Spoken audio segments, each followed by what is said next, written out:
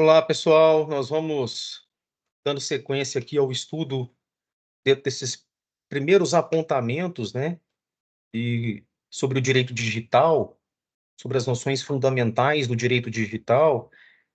É importante a gente trazer aqui para vocês que o direito digital, ele tem algumas características, alguns exemplos de aplicação, né? Ele, no Brasil, ele se afirma e se firma com legislações ordinárias importantes.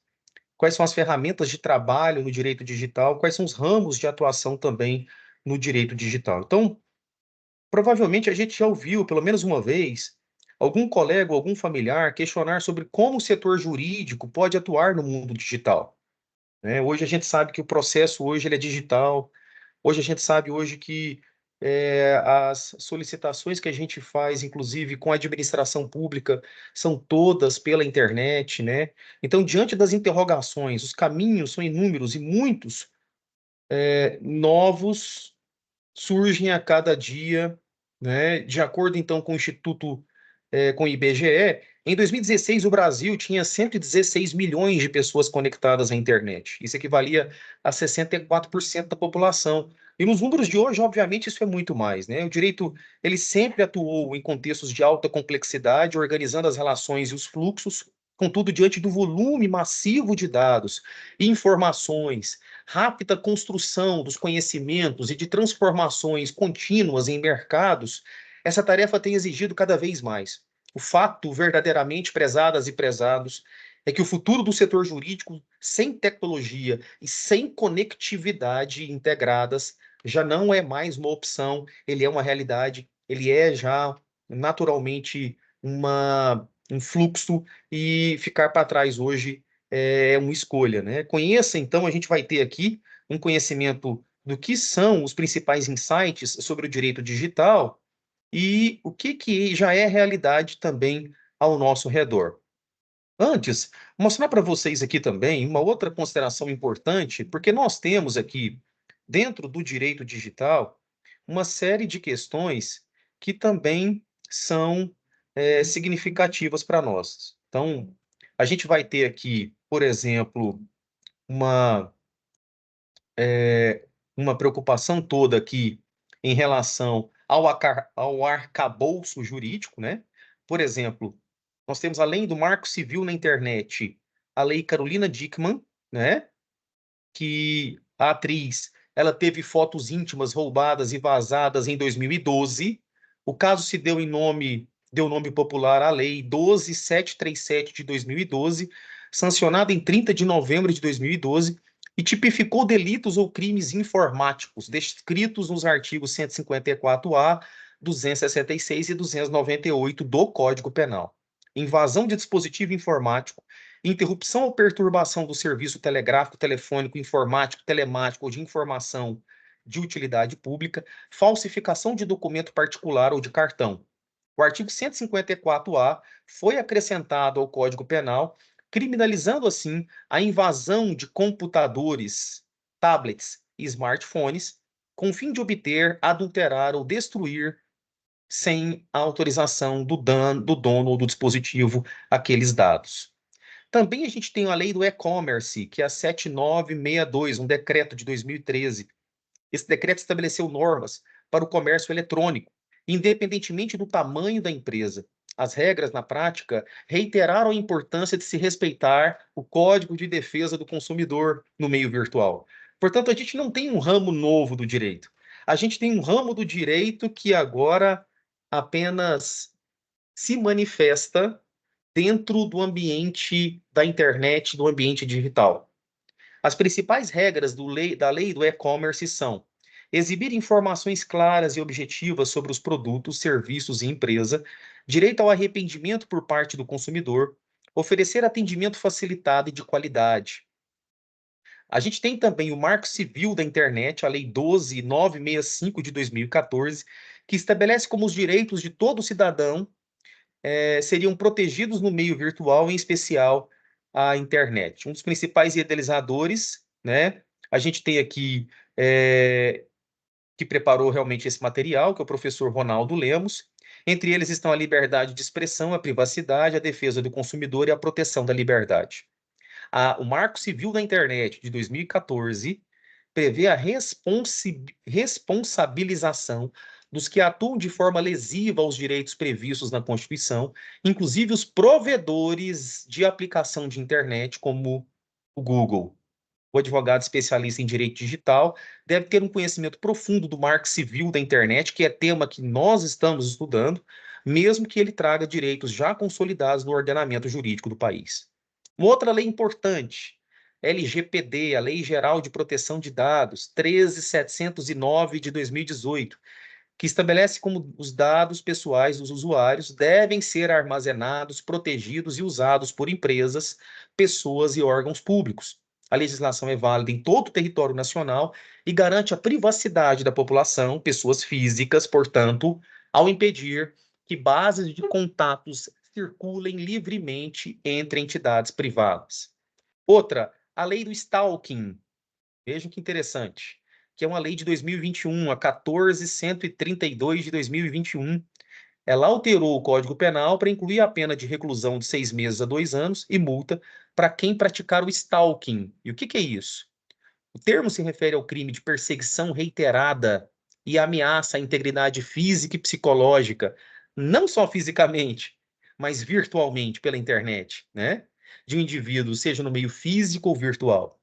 O chamado cyberstalking. E hoje a gente tem o cyberbullying de 2024.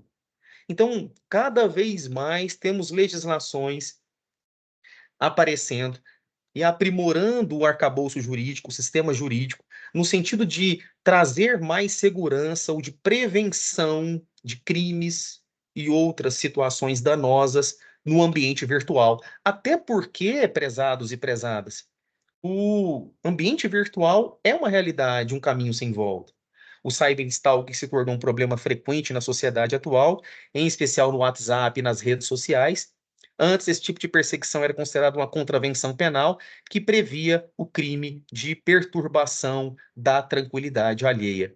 Quer dizer, então, que agora a cena jurídica ela volta os seus olhos ou a sua visão, seu campo de observação, não só para o ambiente físico, mas aquilo que está ocorrendo ou transcorrendo no ambiente virtual, na rede mundial de computadores, nas redes sociais, nos aplicativos, os mais diversos.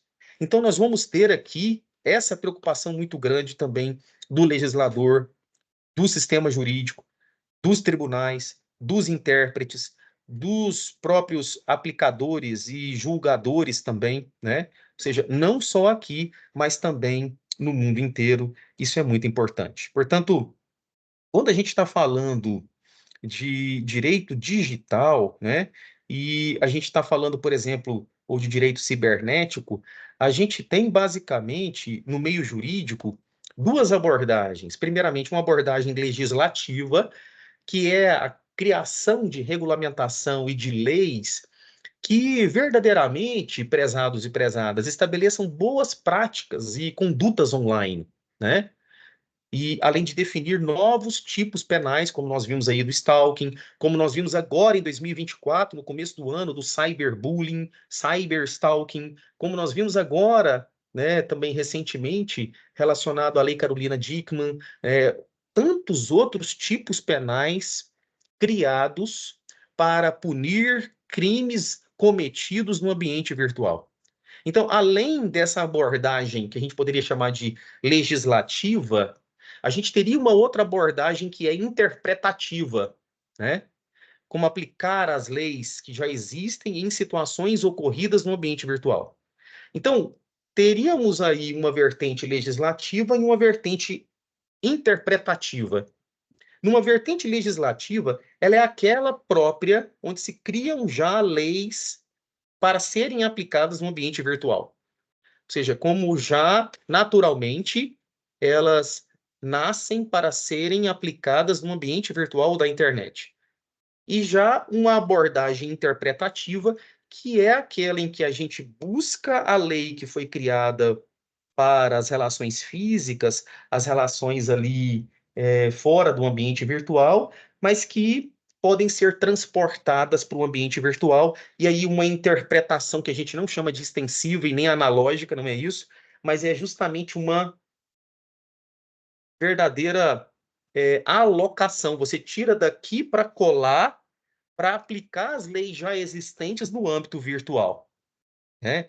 Então, os profissionais que atuam no direito digital, eles devem criar novos instrumentos que assegurem à sociedade o direito à privacidade, que assegurem o direito constitucional à intimidade, o direito constitucional à privacidade, o direito que a gente já tinha em 1998, na Lei 9.610, o direito que a gente já tinha com a Lei 8.078, também relacionado ao Código de Proteção e Defesa do Consumidor.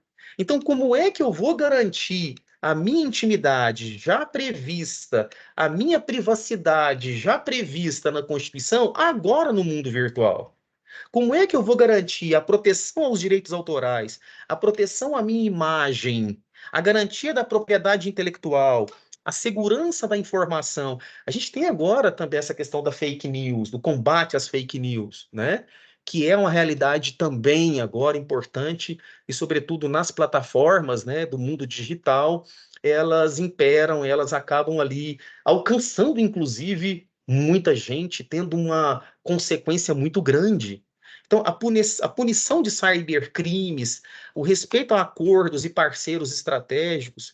Então, a área do direito digital, propriamente dito, ela tende a uma autorregulamentação, ou seja, são os próprios participantes diretos do assunto em questão que criam também as regras ali, com o intuito de oferecer soluções práticas que acompanhem também o dinamismo da tecnologia. Isso é importante também para nós.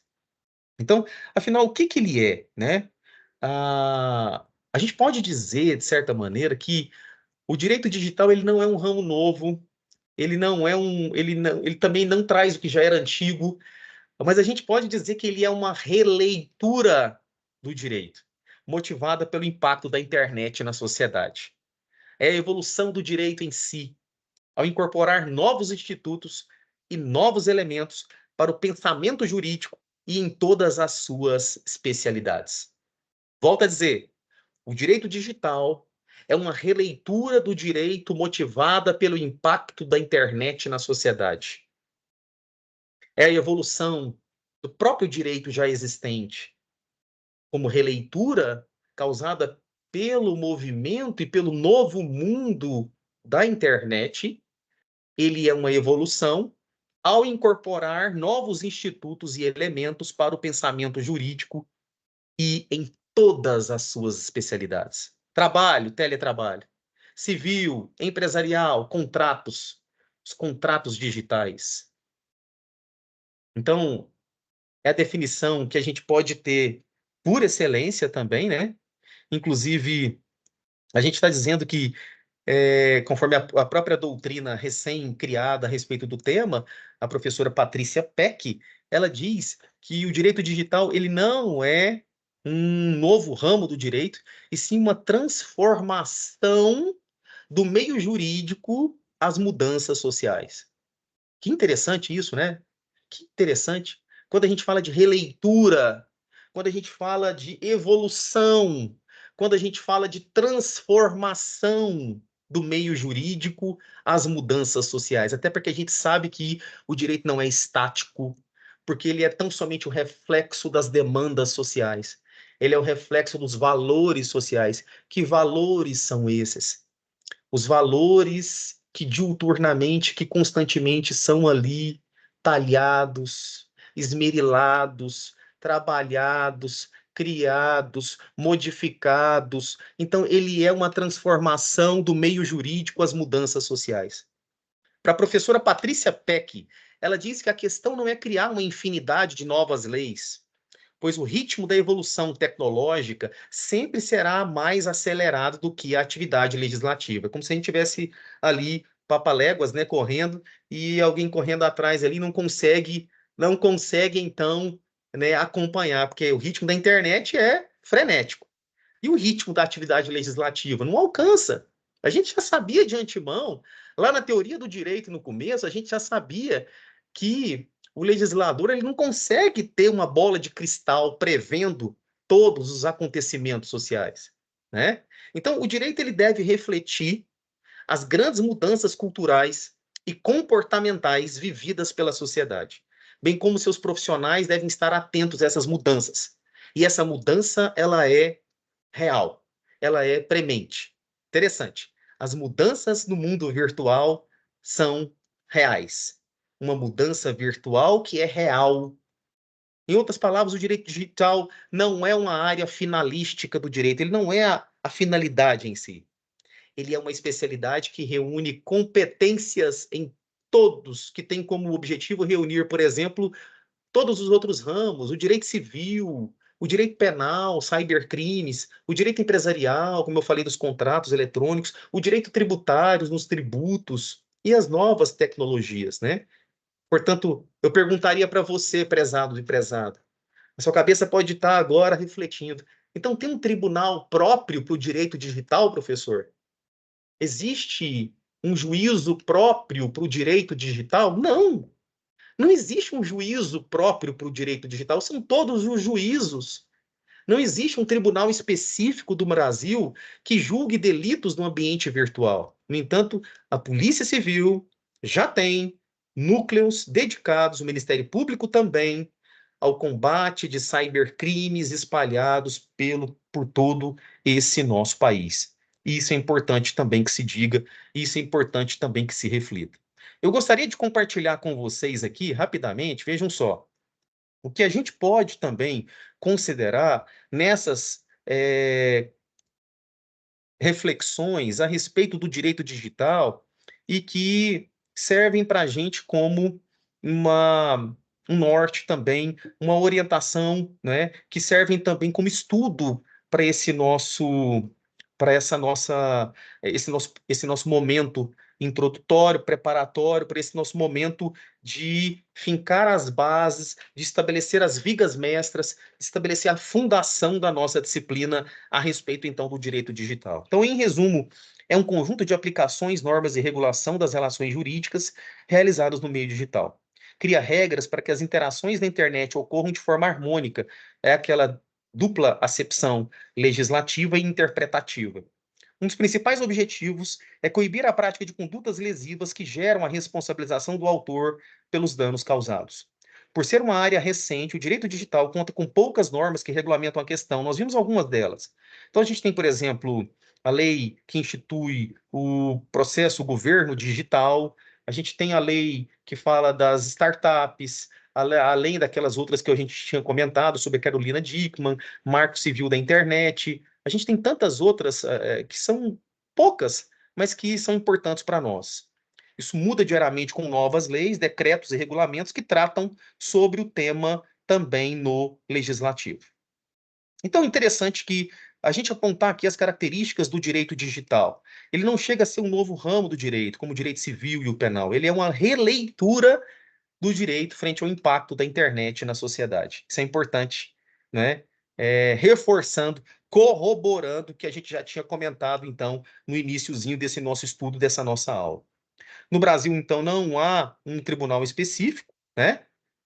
O que acontece é que as instituições jurídicas se adaptam conforme novos dilemas legais surgem com o avanço da tecnologia, é óbvio, e é necessário que isso ocorra, e é natural que isso ocorra, e esperado que isso ocorra, né? Porque a sociedade também ela precisa se adaptar, e se a gente vai ter algum tipo de ameaça no mundo digital, e sendo possível prevê-las, e sendo possível evitá-las, é óbvio que a gente espera do próprio Estado que o Estado também possa, né, fazer o seu trabalho de prevenção, né, seja prevenção na investigação, seja prevenção na orientação, seja ali também buscando todo o aparato, né, para que os prejuízos não ocorram para a sociedade com o manuseio mesmo da internet e a convivência no mundo virtual.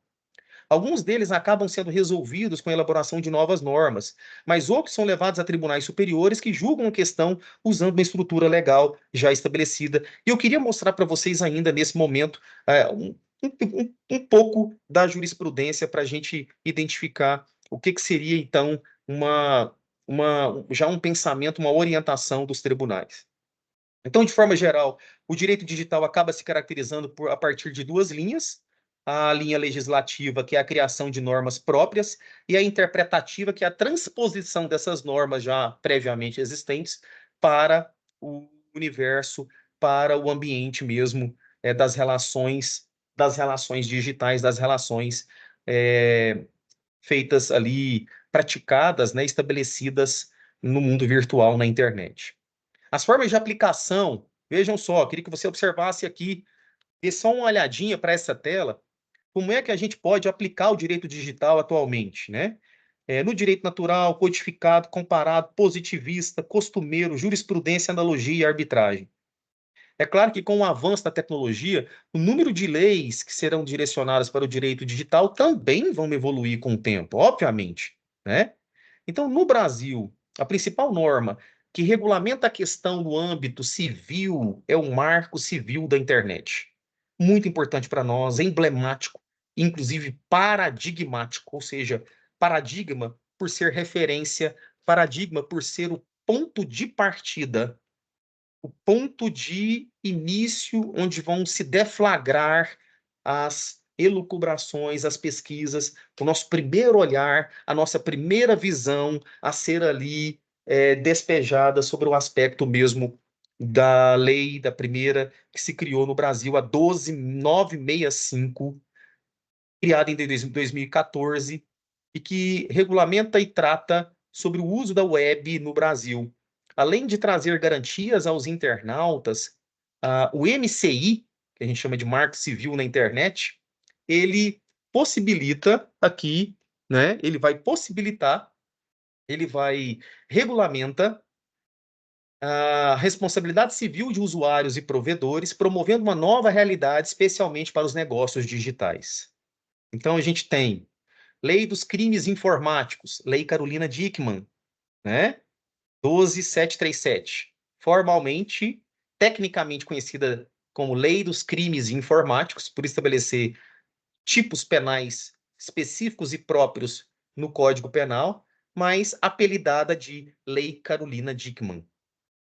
Código de Processo Civil de 2015, em proporção menor, vai criar normas para o desenvolvimento do processo judicial eletrônico. Hoje, os processos judiciais são todos eletrônicos, né? Ou seja, em todos os ambientes de jurisdição, em todas as espécies de jurisdição, seja comum, sejam ela também a especial. A Lei de Acesso à Informação, que a gente chama de LAI, L-A-I, 12.527 de 2011, regulamenta a disponibilização da prestação de contas dos entes públicos com o uso da tecnologia da informação. Você solicitar a informação ao órgão público, independentemente de justificativa, né? Basta se identificar e basta especificar o que você quer. Isso é importante, então, para nós lá no artigo 25 da lei. Lei Geral de Proteção de Dados, famosíssima, importantíssima, tem como o regulamento europeu também de proteção de dados, ela segue um fluxo já internacional, mas aqui em solo pátrio, a gente tem a Lei Geral de Proteção de Dados, a Lei de Dados, o tratamento de dados, dados sensíveis, o encarregado. A gente tem, por exemplo, o DPO, né, que é justamente aquele que vai fazer o tratamento também, né, e a administração desses dados. A ANPD, que é um órgão anexo à Presidência da República, que é a chamada Autoridade Nacional de Proteção de Dados. Então, os nossos dados, desde um CPF, desde uma foto, desde uma imagem, eles são dados preservados, né? Eles são dados protegidos. E isso vai gerar realmente ali consequências caso forem desrespeitados. É a nossa intenção também nos debruçarmos sobre essa lei. Então, ferramentas de trabalho no direito digital. O que a gente tem? Peço que você dê uma olhadinha para cá, se eventualmente houve um pouquinho de dispersão, mas é importante você dar uma olhadinha agora, nesse exato momento, para essa tela. Quais são as ferramentas de trabalho no direito digital? Então, ao fazer uma releitura ou refundar as nossas relações, né? Redefinindo a forma como os profissionais trabalham, as mídias sociais e as ferramentas que circulam na internet possibilitam um caminho abrangente para o direito.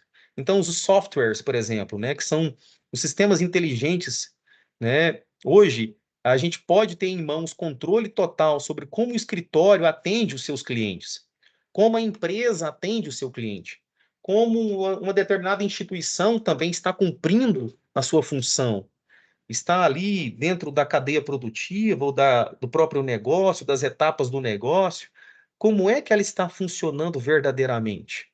Os clouds, né, vem de nuvem, a armazenagem de dados e serviços na nuvem aumenta a estabilidade das soluções, a segurança dos dados e, com a atualização contínua, a adequação às regulamentações de segurança de dados. A gestão de fluxos. O e-mail foi uma das grandes transições do mundo corporativo causadas pela internet. Contudo, essa ferramenta ganhou volume e perdeu eficiência nos últimos anos. Ferramentas de gestão integrada permitem compartilhar fluxos, processos, arquivos e receber notificações e garantir mais eficiência e otimização dos esforços. A tão famosa IA, inteligência artificial, é uma combinação de diversas tecnologias e pode apoiar a prática jurídica em muitos níveis, né? De fato, ao elaborar uma petição, né? Tivemos até aí jurisprudência, decisões, né? Por exemplo, a aprendizagem de máquinas, que a gente chama de machine learning, pode ser aplicada à revisão, redação e atualização de contratos, aprendendo com as melhores práticas dos profissionais do seu escritório, enquanto eles ganham tempo para avançar ainda mais no direito. O conhecimento acessível. O conteúdo não precisa mais ficar restrito a acervos físicos. Hoje a gente tem bibliotecas digitais e as pesquisas podem ser mais ágeis. Combinado com os itens anteriores, a busca também, prezadas e prezados, por jurisprudência e por doutrina, pode ser mais célere, mais ágil, atualizada e confiável. E quais são os ramos de atuação? O contencioso, né? Por exemplo, desrespeito ao direito autoral, criação de sites falsos com o objetivo de fraudar o consumidor, violação de privacidade, exposição de intimidade sem o consentimento, né? Fake news, divulgação de fake news. Então, para advogados que atuam dentro de um ramo contencioso, onde há a lide, propriamente dita, e a pretensão de interesses opostos, além de uma boa base de processo civil, é fundamental estar ligado aos posicionamentos da jurisprudência que englobam questões do meio digital. O aspecto aqui de atuação no consultivo, no aconselhamento, venda de produtos e serviços pela internet, trazem dúvidas aos empreendedores que precisam realizar transações online sem ferir os direitos do consumidor e sem ferir o direito civil, né? Então, para atuar no consultivo, aconselhando, orientando, conduzindo, dando ali, né, as devidas os pareceres. O advogado deve conhecer a legislação e também o funcionamento de negócios digitais. No criminal, cybercrimes impulsiona o desenvolvimento do direito digital. Para quem deseja atuar na área, além de conhecer com a legislação penal, é recomendável se especializar e dialogar bem com as questões técnicas da internet. O profissional deve entender quais são os meios e ferramentas que podem impedir que os criminosos saiam impunes. Além disso, ele deve alertar seu cliente sobre medidas práticas de segurança que visam proteger arquivos e dados de conteúdo sigiloso ou importante. Contratos. Por conta do desenvolvimento do e-commerce, do comércio eletrônico, a adaptação de contratos visa regular as relações entre empresas e clientes.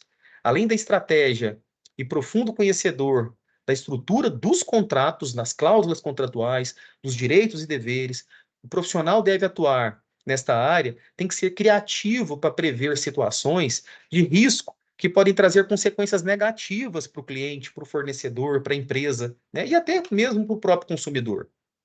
Compliance. Compliance é uma área extremamente encantadora e significa conformidade, atender à lei, o desiderato da lei. Boa parte das empresas não possui uma cultura de prevenção de problemas, prevenir os problemas, né? Com a chegada de multinacionais, elas passaram a contratar mais o serviço jurídico. como o direito digital é recente, muitas companhias têm dúvidas sobre quais práticas adotar a fim de evitar problemas com clientes e órgãos fiscalizadores. É aí que entra em cena a figura do advogado, do operador do direito, que conhece a legislação e auxilia a empresa na promoção também de boas práticas.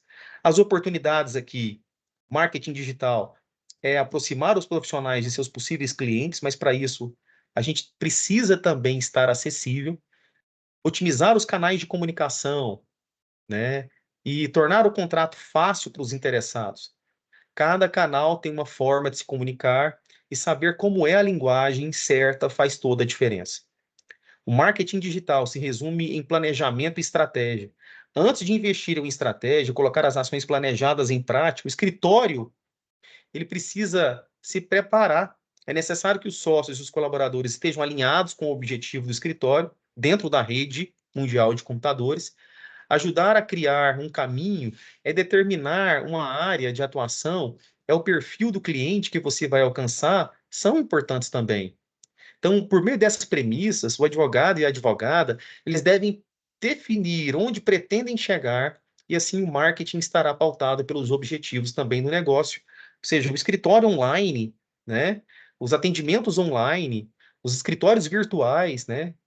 Então, tome cuidado com a estratégia, já que o setor jurídico presta um serviço público de alta relevância social e em caráter de pessoalidade. Essas características acabam impedindo, né, o advogado e a advogada assumir um lado comercial. Dessa forma, o marketing jurídico tem como objetivo gerar valor para clientes em um ambiente onde a publicidade visa a captação de clientes, e a gente tem que tomar cuidado com a questão ética, a mercantilização da profissão, cuidado com a questão ética, e a falta de moderação e discrição, que todas ferem também a ética forense e a ética jurídica. Então, antes de qualquer ação no marketing digital, lembrar do artigo 39 do EA, do Código de Ética e também do EAOAB, que é o Estatuto, né, que diz que a publicidade do profissional tem caráter informativo e deve primar pela discrição e sobriedade, equilíbrio, comedida, não podendo configurar captação ou inculcação de clientela ou mercantilização da profissão, até porque nós não somos profissões em que se comercializa ali como se comercializa num balcão. A conclusão é que